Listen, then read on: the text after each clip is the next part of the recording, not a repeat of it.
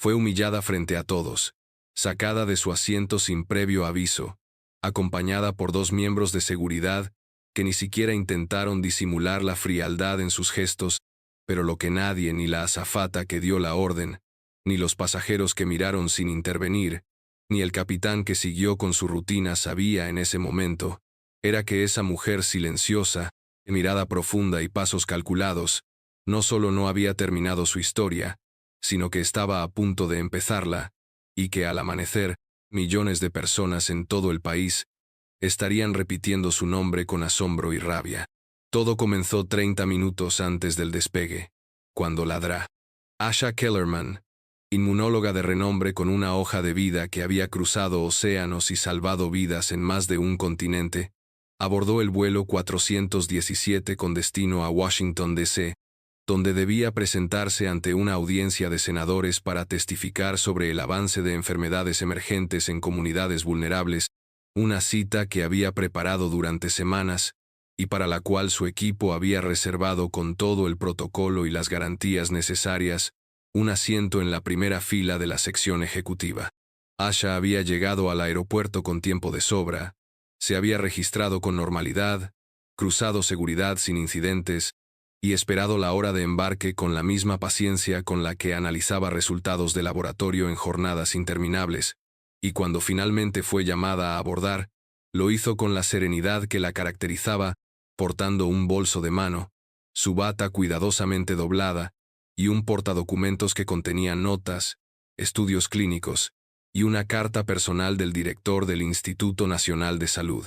Nadie la detuvo, nadie le hizo preguntas, nadie objetó su paso hasta que, ya sentada en el asiento 1 cómodo, junto a la ventana, con vista directa al ala, una azafata de cabello rubio recogido en un moño estricto, nombre bordado en el uniforme y una sonrisa que no alcanzaba los ojos, se detuvo justo frente a ella con una pausa tan breve como significativa, la clase de pausa que pasa desapercibida si no se está acostumbrada a detectar la incomodidad disfrazada de protocolo.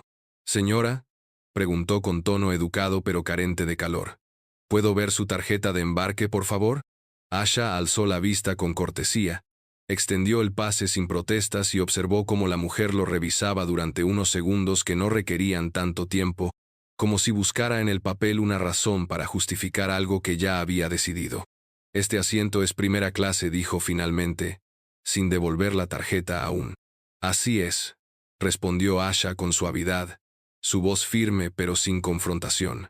«Lo reservó mi equipo hace más de un mes». La azafata asintió, devolvió el pase sin más comentarios, pero no se alejó, solo giró sobre sus talones y se dirigió al área de servicio, donde comenzó a hablar en voz baja con otro miembro de la tripulación, mientras lanzaba miradas esporádicas hacia el asiento 1A. No era la primera vez que Asha notaba esa clase de intercambio. El gesto breve, la conversación murmurada, el escrutinio que no se confiesa en voz alta, pero que se siente como una aguja invisible clavada en la piel. Y aunque tenía razones para preocuparse el historial, las señales, la intuición afinada, decidió, por un instante, ignorarlo. Porque a veces, incluso las mujeres más firmes necesitan creer que esa vez será diferente, pero no lo sería. Durante los siguientes 10 minutos, mientras los pasajeros terminaban de acomodar sus pertenencias, guardaban chaquetas, abrían botellas de agua y colocaban audífonos en sus oídos como si estuvieran aislando el mundo antes del despegue, Asha permaneció en su asiento, revisando en su tableta digital unas anotaciones que había preparado para su presentación en el Capitolio, sin prestar demasiada atención al ir y venir de los tripulantes que se deslizaban por el pasillo como figuras entrenadas para no ser notadas, hasta que volvió a sentir la misma presencia, la azafata cuyo nombre ahora pudo leer con claridad. Stevenson se había detenido nuevamente junto a su asiento, esta vez acompañada por un hombre más corpulento, de chaqueta azul oscuro, con un pin dorado en la solapa que lo identificaba como parte del personal de seguridad de la aerolínea, aunque su expresión rígida parecía haber sido fabricada para no dar explicaciones, solo cumplir órdenes. «Doctora Kellerman», dijo la azafata, con un tono más bajo, menos amable, como si ya no necesitara aparentar neutralidad. Le vamos a pedir que por favor nos acompañe un momento. Necesitamos verificar unos detalles con su reserva. Aja no respondió enseguida. Cerró su tableta con movimientos lentos, meticulosos. Guardó su estuche de documentos en el bolso con la misma precisión con la que un cirujano guarda sus herramientas, y se levantó con la compostura de quien, aunque indignado, no dará el espectáculo que esperan de él. ¿Puedo saber cuál es el problema con mi asiento?, preguntó, en voz baja pero firme. No lo sabemos con certeza, respondió Stevenson sin mirarla directamente. Pero hay una discrepancia con la asignación, y necesitamos resolverla fuera de la cabina. Ningún otro pasajero fue retirado. Ninguna otra verificación ocurrió en primera clase. Y sin embargo, las miradas que antes la habían ignorado comenzaron ahora a seguirla con una mezcla de sorpresa, curiosidad y, en algunos rostros, una incómoda aprobación, como si pensaran que se había infiltrado donde no debía estar. Asha caminó por el pasillo, flanqueada por el agente de seguridad, en un silencio espeso que pesaba más que cualquier sonido, con los ojos de una docena de viajeros clavados en su espalda, y el eco de los tacones golpeando la alfombra con una regularidad dolorosa. La llevaron a la parte delantera del avión, cerca del galley, donde otro miembro del personal ya la esperaba con una tablet en mano. Su nombre figura en la lista, pero parece que alguien más también fue asignado a ese asiento, dijo con rapidez, sin levantar la vista, como si estuviera recitando una línea que ya había dicho muchas veces. Eso no tiene sentido, dijo Asha, cruzando los brazos sin perder la compostura. Mi reserva fue hecha directamente a través de mi oficina. Es un itinerario prioritario.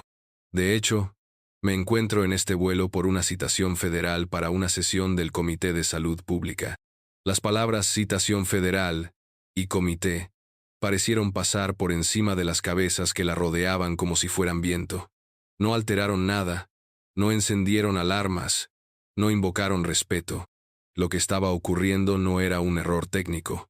Asha lo sabía, lo intuía, lo sentía en la mirada de la azafata que ahora evitaba verla de frente. Será reubicada temporalmente en otra sección mientras resolvemos el asunto, dijo el agente. Sin disculpas, sin alternativas. Gracias por su cooperación. Y fue así como la mujer que pocas horas después aparecería en la portada de todos los medios nacionales, se sentó, sin protestar, en un asiento junto al ala, en la fila 16, en medio de dos desconocidos que ni siquiera le ofrecieron espacio para guardar su bolso. Lo que ninguno de ellos sabía, ni la azafata, ni el piloto, ni el supervisor que firmó la reubicación, era que en ese mismo instante, en un grupo privado de WhatsApp con siglas institucionales, alguien había escrito una frase que cambiaría el destino del vuelo y del día siguiente. Ella ya nos avisó. Se activa protocolo mediático. Graben todo. Desde su nuevo asiento en la fila 16, con el respaldo demasiado rígido, el espacio para las piernas prácticamente inexistente, y el murmullo constante de conversaciones que no le incluían, la doctora Asha Kellerman mantenía una postura recta y controlada, no por comodidad, sino por convicción. Su dignidad, a pesar del trato recibido, no iba a encogerse junto con el espacio a su alrededor, y aunque sus hombros no cabían del todo entre los dos reposabrazos compartidos, su temple seguía intacto, inquebrantable, como si llevara un escudo invisible forjado en años de contención y resistencia.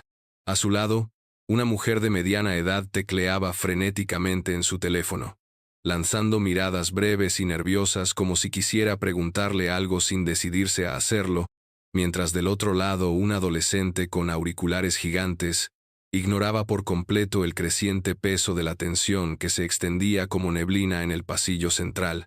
Nadie decía nada, pero todos sabían que algo había ocurrido, algo que no estaba bien, algo que aún no tenía nombre pero ya tenía forma. Asha sacó su teléfono y con movimientos precisos, casi coreografiados, desbloqueó la pantalla, abrió una conversación encriptada y escribió un mensaje corto, deliberado, sin florituras. Confirma grabación. Aparece señal débil. Siguiente paso en espera. La respuesta llegó en menos de 20 segundos. cámara trasera captó expulsión. El equipo legal lo tiene. El periodista también.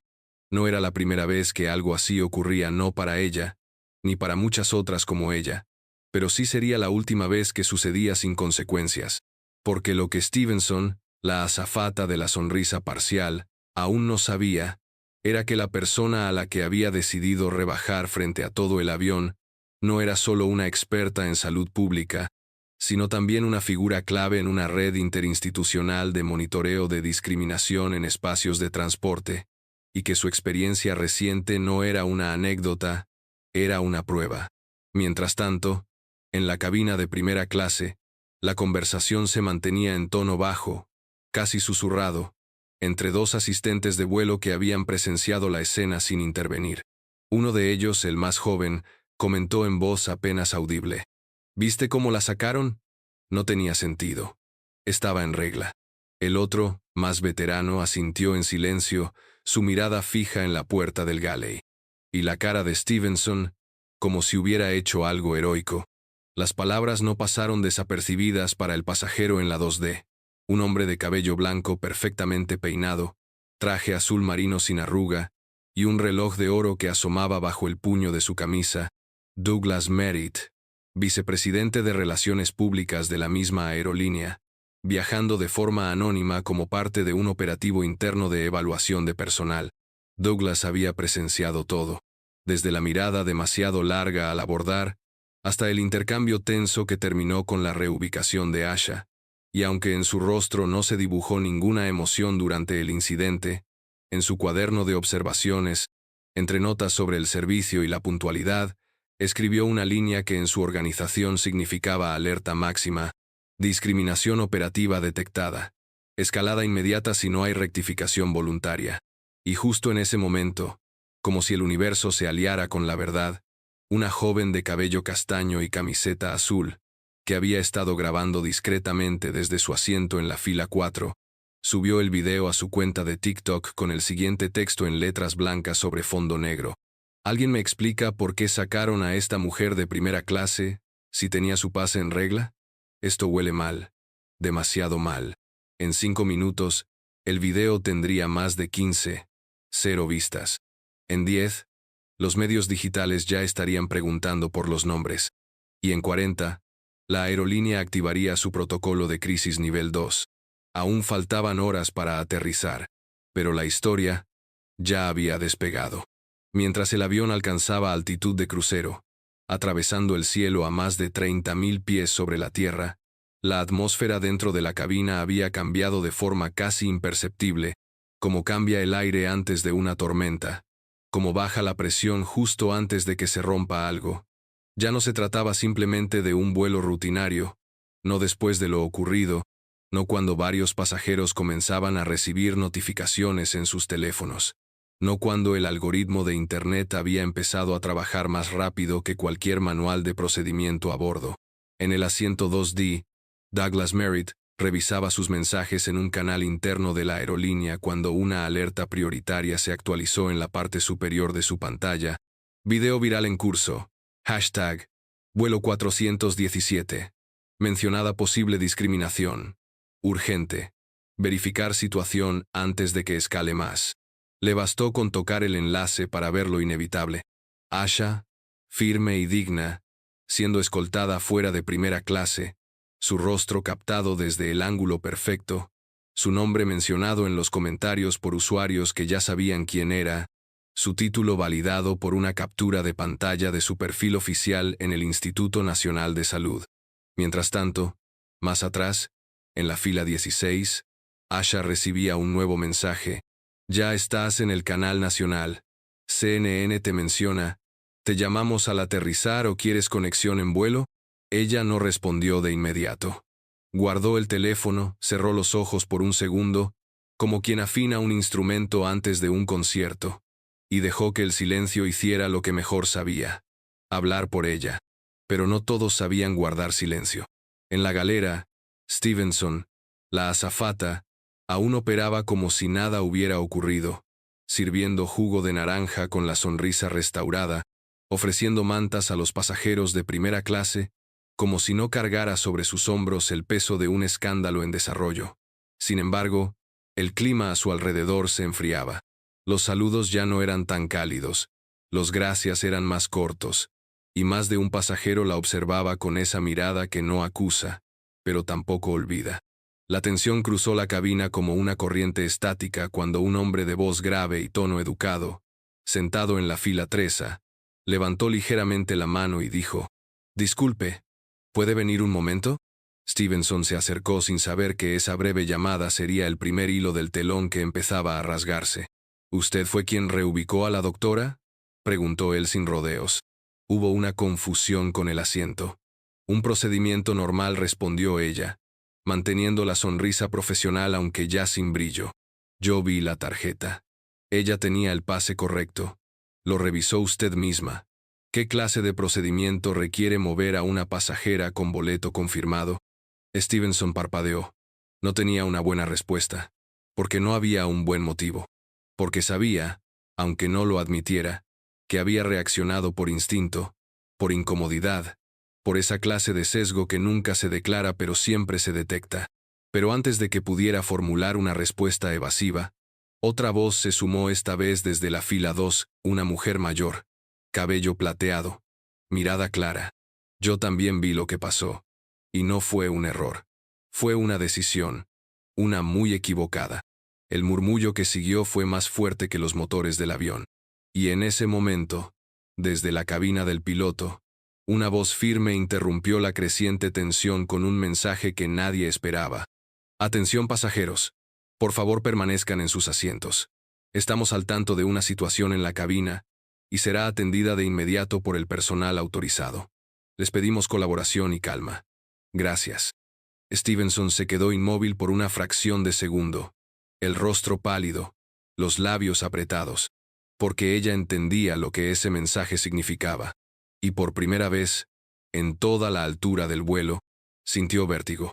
Mientras el anuncio del piloto aún flotaba en el aire como un eco suspendido, los pasajeros comenzaron a intercambiar miradas cargadas de interpretación, algunos con creciente incomodidad, otros con una especie de alivio contenido, como si por fin alguien reconociera en voz alta que lo que acababan de presenciar no era normal, no era aceptable, no era algo que debía quedar sin consecuencias, y en el corazón de ese momento, justo en el cruce invisible entre la expectativa y la justicia, la doctora Asha Kellerman abrió lentamente su libreta de notas y escribió una sola línea en tinta azul: «Que se vea todo. No detengan la grabación». En primera clase, el silencio no era total, pero se había vuelto denso, como una habitación donde acaba de ocurrir algo grave pero nadie se atreve a hablar primero. Y allí, en medio de ese mutismo incómodo, el vicepresidente Douglas Merritt se levantó de su asiento y caminó, sin prisa, hasta el galley donde la azafata Stevenson se apoyaba contra una pared con los brazos cruzados y los labios apretados, fingiendo indiferencia pero claramente atrapada en la incomodidad de una verdad que se le venía encima. «Necesito hablar con usted», dijo él, su tono bajo pero cortante, con esa autoridad contenida que solo los altos ejecutivos saben desplegar sin necesidad de levantar la voz. «Ahora mismo». Ella lo miró, intentó decir algo, pero no emitió palabra. Lo siguió sin protestar hacia un rincón más apartado del galley. Y allí, lejos de los oídos de los pasajeros, Douglas le mostró su teléfono con el video que se había viralizado ya con más de 140, en 0 visualizaciones, y la mirada incrédula de Asha siendo conducida fuera de su asiento de primera clase. «¿Me puede explicar exactamente qué motivó su decisión?», preguntó, sin darle opción a rodeos. Stevenson tragó saliva. Intentó justificarlo como un procedimiento irregular. Mencionó una supuesta confusión en el sistema, pero nada en su voz tenía convicción, y cada palabra sonaba más como una excusa improvisada que como un protocolo real. Douglas no interrumpió. Solo la dejó hablar, hasta que se quedó sin nada más que decir. Ella tenía un asiento asignado y un pase válido. Es médica federal, y ahora mismo está en tendencia nacional. Pausa. Y usted la hizo descender, sin causa alguna. No sabía quién era, intentó decir Stevenson, como si eso borrara la gravedad del acto. Douglas levantó la ceja. Ese es precisamente el problema. Y entonces, con una calma devastadora, sacó una carpeta azul con el membrete corporativo y se la tendió. Este es el memorándum de suspensión. No hace falta que lo firme ahora. Pero al aterrizar, quedará fuera de funciones hasta nuevo aviso. Recursos Humanos se pondrá en contacto con usted. La Junta ya está informada. Stevenson bajó la mirada. No hubo protesta, no hubo súplica, solo una rigidez tensa en sus hombros y la súbita comprensión de que había cruzado una línea que no podía desandarse.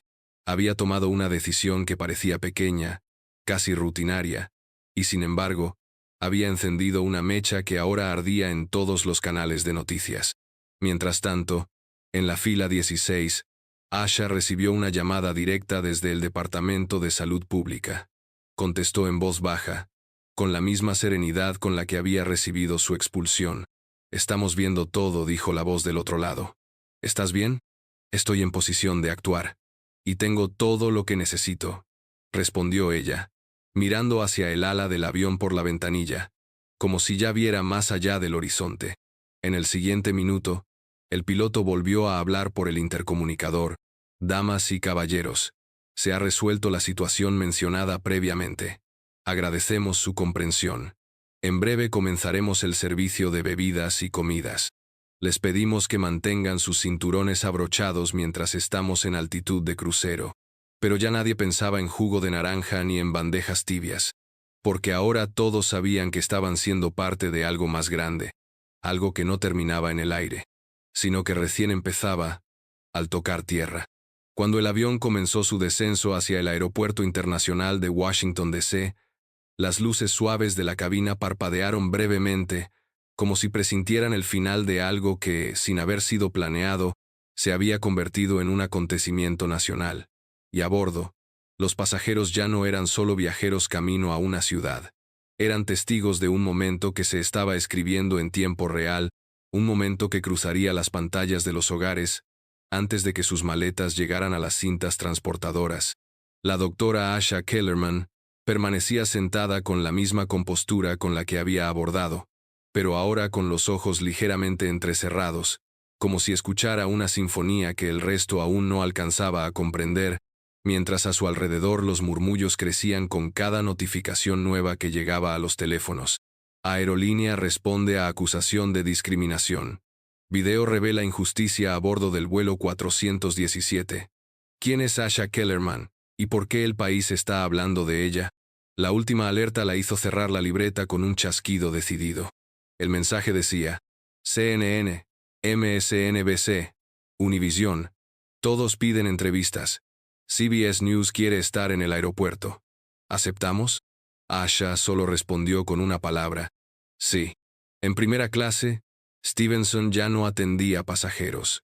Se encontraba sentada en el asiento auxiliar, con el uniforme aún en perfecto estado, pero los gestos descompuestos y las manos entrelazadas sobre las rodillas, mirando al frente como si pudiera volver atrás en el tiempo. Frente a ella, el vicepresidente Merritt no hablaba, no la miraba. Solo revisaba una serie de documentos que, en otras circunstancias, serían confidenciales, pero que ahora eran inevitables.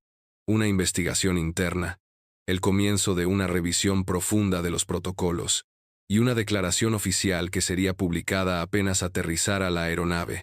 El tren de aterrizaje tocó suelo con un golpe suave pero firme, y en ese instante, como si una línea invisible hubiera sido cruzada, el avión entero pareció exhalar, como si la tensión acumulada necesitara salir antes de abrir las puertas. Los pasajeros se pusieron de pie con movimientos más lentos de lo habitual, como si todos supieran que lo que venía no era lo cotidiano. Y entonces ocurrió. Apenas se abrió la compuerta delantera, 2 cámaras de televisión, con permisos especiales, ingresaron discretamente. Un reportero joven, con el micro en mano, se acercó hacia la parte trasera con una dirección clara. Todos lo siguieron con la mirada.